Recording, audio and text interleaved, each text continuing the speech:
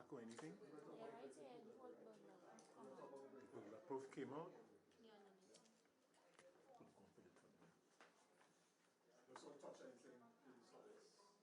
Let's pull it with him. Let's pull it now. I want to get CSI outside.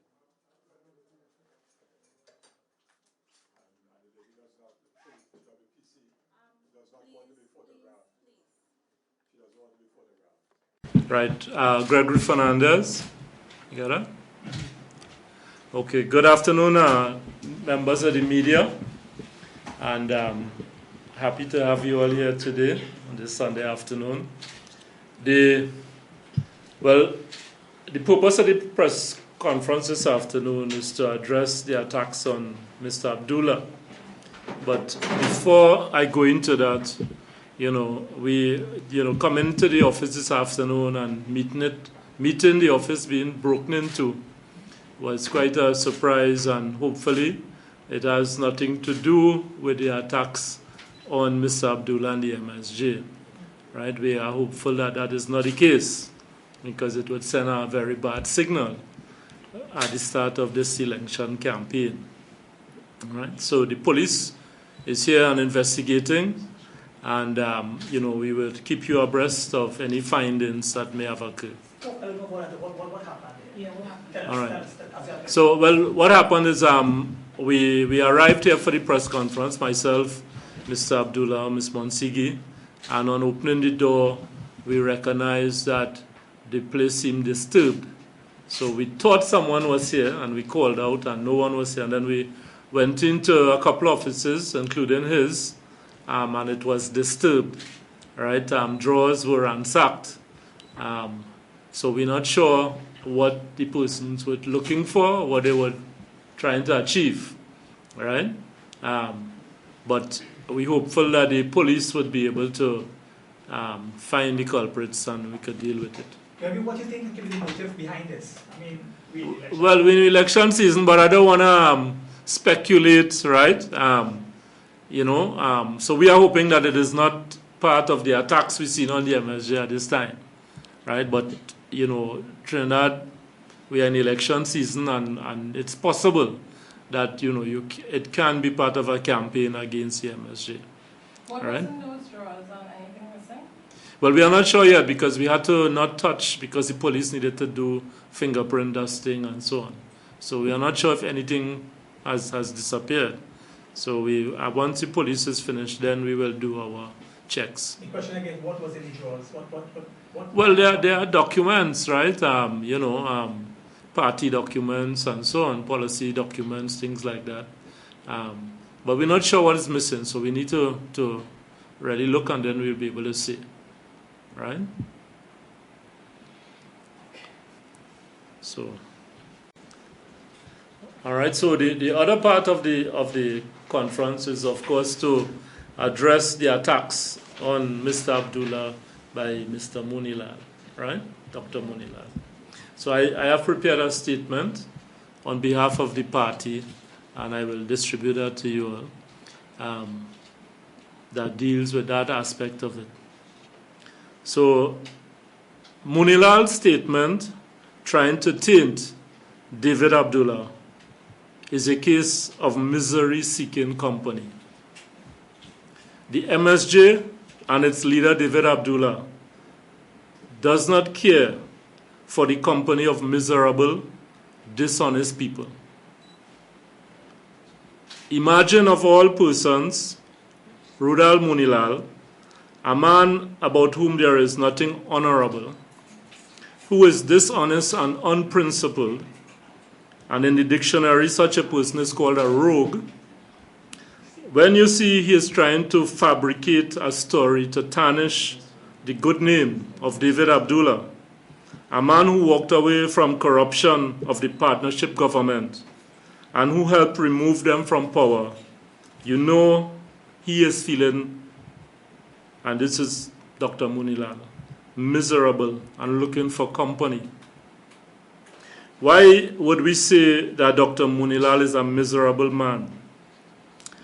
It all goes back to being part of the kleptocratic elites who are now currently out of power. the UNC. If you go to Wikipedia, it is clearly laid out for all to see and understand. A kleptocracy is a government with corrupt leaders, kleptocrats, that use their power to exploit the people and natural resources of their own territory in order to extend their personal wealth and political powers. Typically, this system involves embezzlement of funds at the expense of the wider population. A kleptocracy is a government ruled by corrupt politicians who use their political power to receive kickbacks, bribes, and special favors at the expense of the populace, or simply to direct state resources to themselves, relatives, or associates. Kleptocrats make use of political leverage to pass laws which enrich them or their constituents, and they usually circumvent the rule of law. And we can all remember Section 34.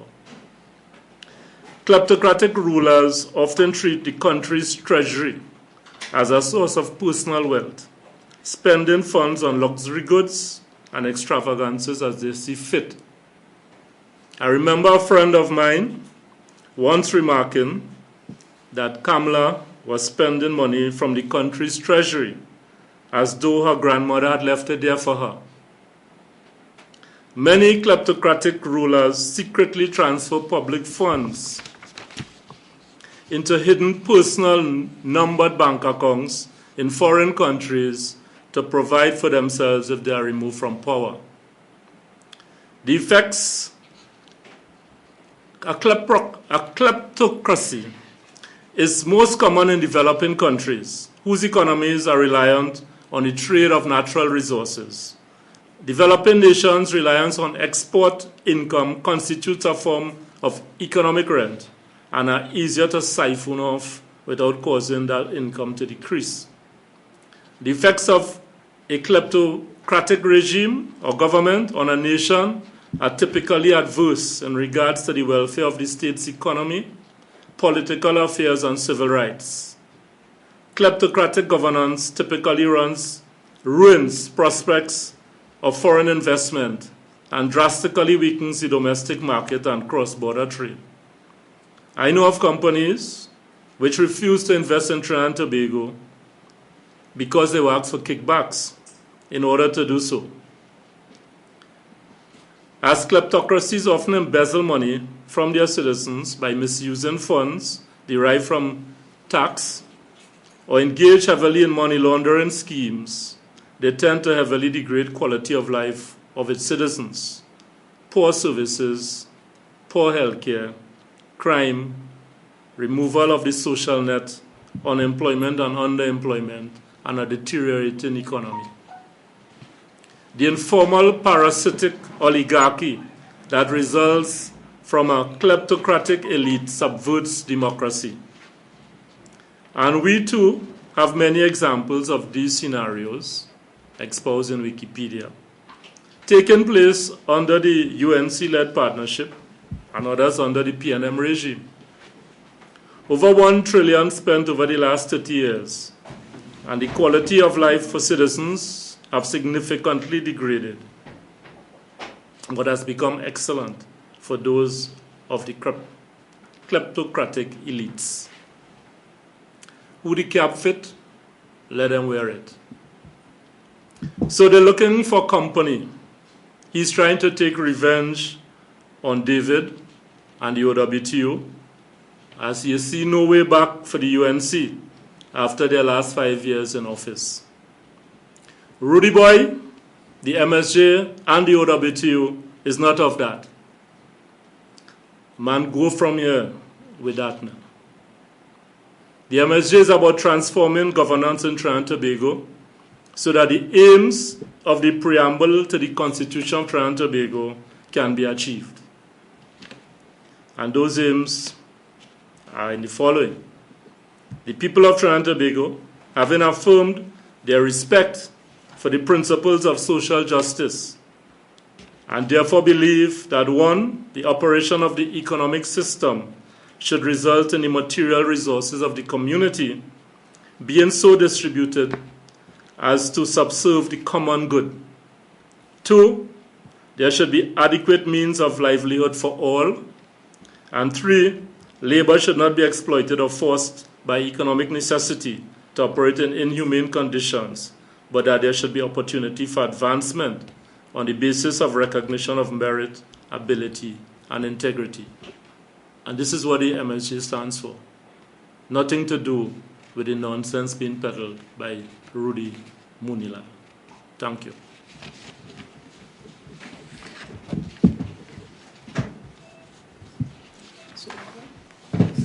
The party asked me to conduct the press conference, right, because it's an attack on David.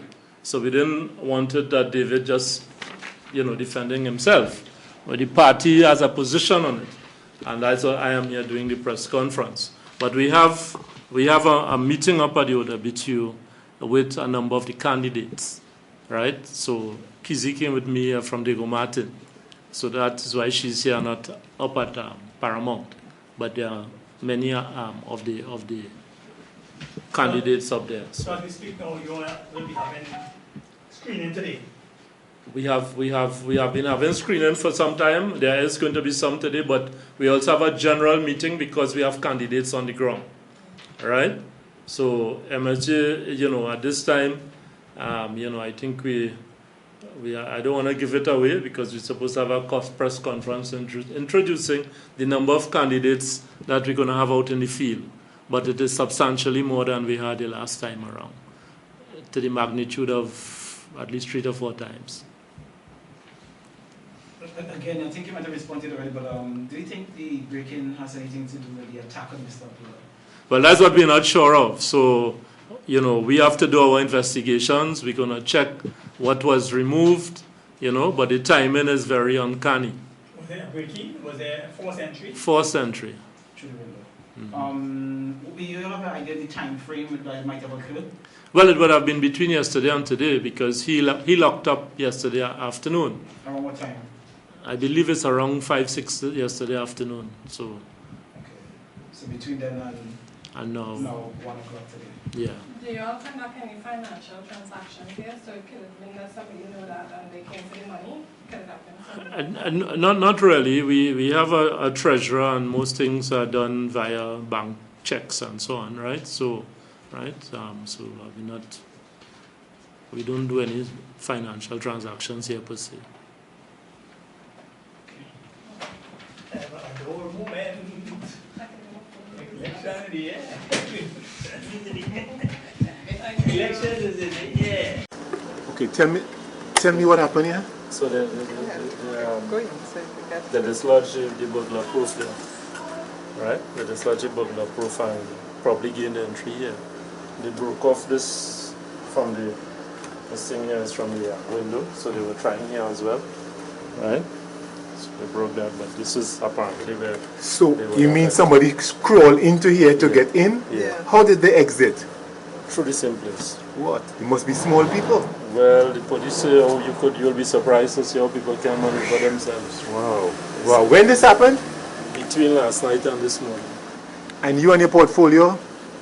Chairman of the MSJ, Movement for Social Justice, Gregory Fernandez. And this is your new headquarters? This is our new headquarters. We have been here, we moved in here a few months ago. Yeah.